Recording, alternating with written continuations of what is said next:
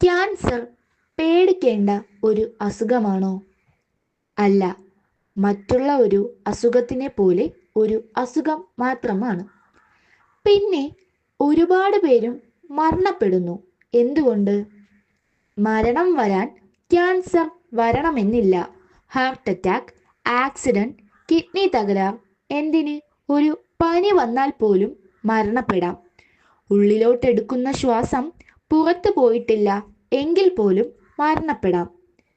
Cancer പല ജാതിയുണ്ട്. ശരീരത്തിൻ്റെ ഏതു ഭാഗത്തു വരുന്നു എന്നതിനെ അടിസ്ഥാനമാക്കിയാണ് ക്യാൻസറിനെ തരംതിരിക്കുന്നത്. മിക്ക ക്യാൻസറിനും ഇന്ന് മരുന്നുണ്ട്. ശരിയായ ചികിത്സ നടത്തുക. ലാസ്റ്റ് സ്റ്റേജ് ആയി പോകുന്ന ഘട്ടങ്ങളിലാണ് രോഗി മരണപ്പെട്ടു പോകുന്നത്. ഈ ലാസ്റ്റ് സ്റ്റേജിൽ പോലും രക്ഷപ്പെട്ടു വന്നവർ ധാരാളമുണ്ട്.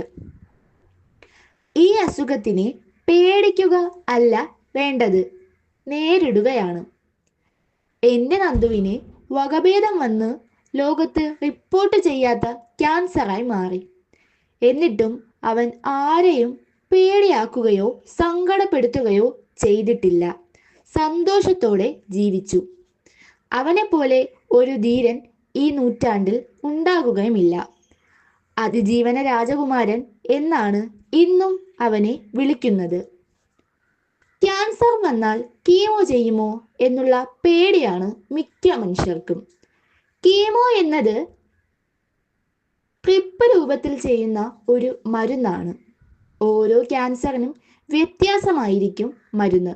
അത് ശരീരത്തിൽ പ്രവർത്തിക്കുമ്പോൾ ക്യാൻസർ കോശങ്ങളെ നശിപ്പിക്കുമ്പോൾ നല്ല കോശങ്ങളും നശിക്കും. അതുകൊണ്ട് ക്ഷീണം, ഛർദി, ലൂസ് മോഷൻ, വിശപ്പില്ലായ്മ, കൗണ്ട് കുറയുക ഒക്കെ ഉണ്ടാകും. ചിലർക്ക് കീമോ ചെയ്ത് 10 ദിവസം കഴിയുമ്പോൾ മുടി കൊഴിയും, വായ, തൊലി അടരും, നാക്ക്, ചുണ്ട് ഒക്കെ പൊട്ടും ചെറുതായി.